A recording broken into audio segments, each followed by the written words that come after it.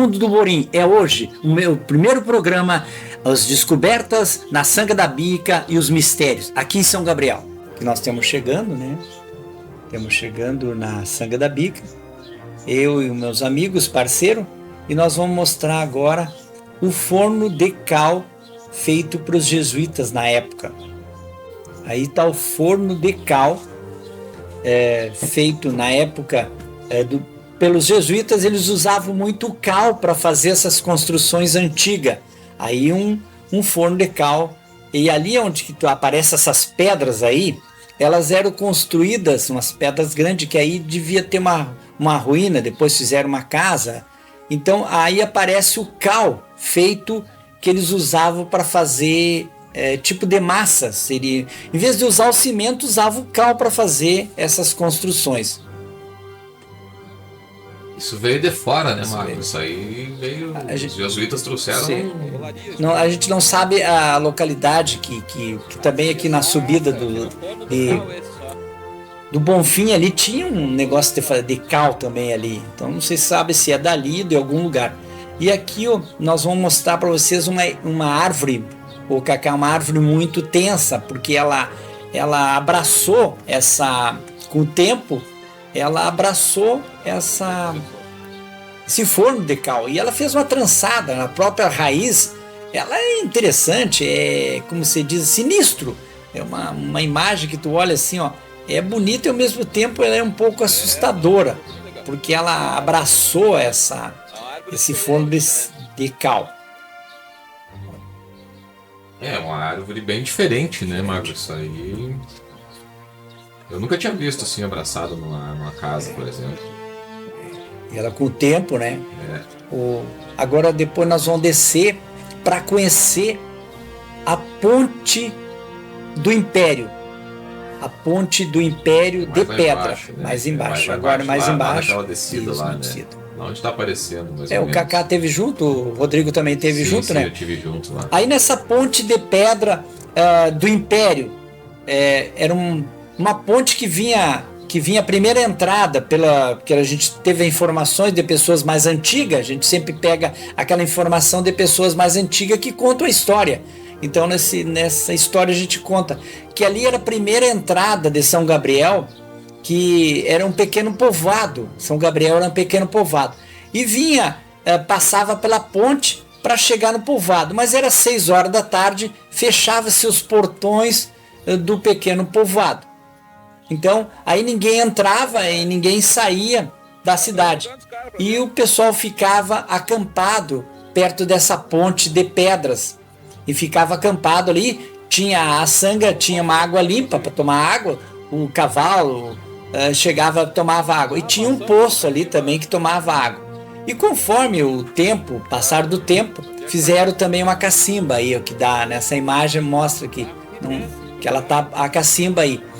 Então, houve muito saque na época. Sabiam que as pessoas estavam acampadas ali e havia os bandoleiros, cara, na época assaltavam os que estavam parando ali, que dormiam, pernoitavam ali, faziam a sua janta de noite ali e sacavam, acabavam matando as pessoas ali e acabavam atirando disque dentro do poço, que logo embaixo tem um poço ali.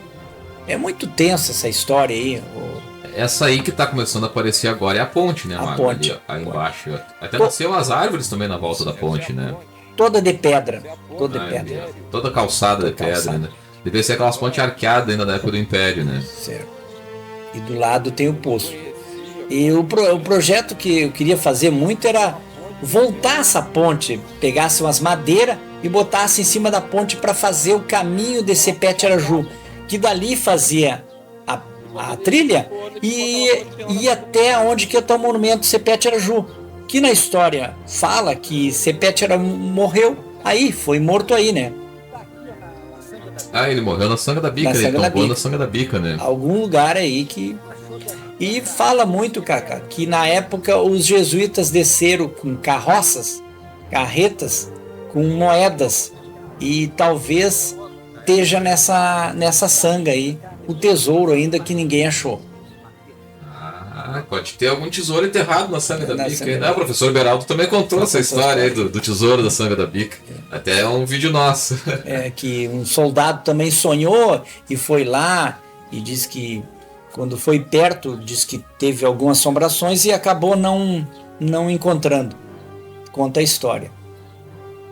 Agora a gente tá descendo, né, Mago? Agora é pra ir lá no poço, né? Tem um poço lá. Poço e os seus mistérios. Esse poço é misterioso demais, Magro? Diz que aparece até assombração no posto aí, de noite. Se eu cair, ele não vai. Acho que o cara... Será que era profundo demais esse poço antigamente? Só que grande ele é. Ele é. Se tu foi lá perto. Eu cheguei perto ele dele. Ele é grande, ele é um poço muito, como se chama assim, um poço bem bagual. Um poço assim de campanha, ele é praticamente feito de pedras, muito antigo. Isso aí calcula assim. Aí nessa parte estão mostrando em cima da ponte. Deve ter coisa muito sinistra dentro desse poço, né? Desse poço aí, né, Magro? Aí tá a equipe aí, ó. Fazendo aventura aí, ó. Olha aí.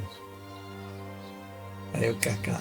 Cara, legal a largura. Tá tenso aí, Cacá? Tá muito tenso lá embaixo. Agora a gente vai olhar a ponte do Império de baixo pra cima agora. Olha lá o Mago, nosso apresentador. Cacá, diz também a história que aí nessa região do poço aí, do poço e da ponte, foi encontrado muito objetos da época da guerra, na época do Império. Pessoas encontraram moedas, porcelanas também dos índios, da época dos indígenas, que também aí, um dia desses a gente encontrou um broche que Dom Pedro gostava de dar para os melhores soldados que combatia na época, que eram os melhores, ele dava um broche. Esse broche é muito interessante, que o broche era 2 cabeças de águia. E esse formato dessas 2 cabeças de águia seria da família da esposa de Dom Pedro, que era da família, tinha esse brasão, né? Brasão? E dessas 2 cabeças de águia. Então ele gostava muito de dar para o soldado que na época merecia. E foi encontrado aí na Sanga da Bica. Outro pessoal que andava por aí achou uma adaga da época do Império também. Depois aí foi encontrado um punhal também. Aí tem muito objeto em toda essa Sanga da Bica que não foi explorado, que está ali. E para visitar a Sanga da Bica é possível hoje em dia, Magro? Pode visitar, porque assim, ó, ali teve um prefeito na época, o Dr. Eglon, que ele fez da Sanga da Bica, ele fez um patrimônio. Ela é um patrimônio do município.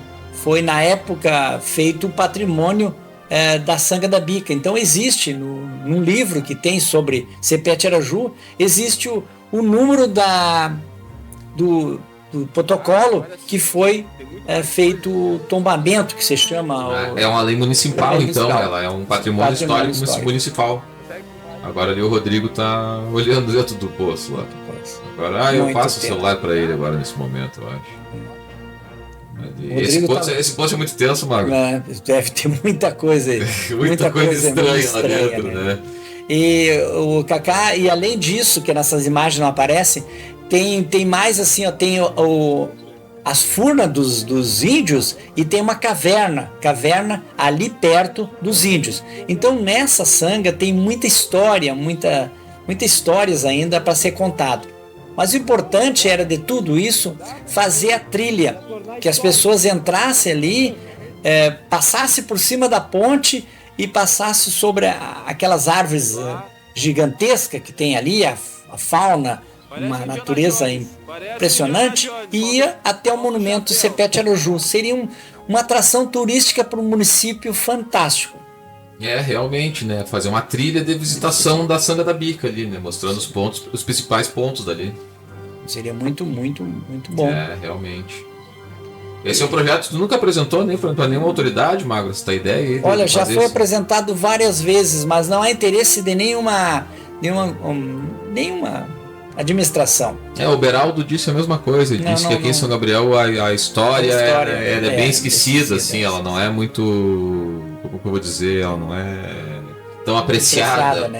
pelos governantes, no caso. Mas né? Eu penso assim que noutra cidade que eu tenho seguido viajado e tenho as páginas, aí tá aparecendo aí que o Kaká achou aí, ó. Nessa pedra tem umas descrições aí, ó. Quer ver se o Kaká vai falar alguma coisa aí.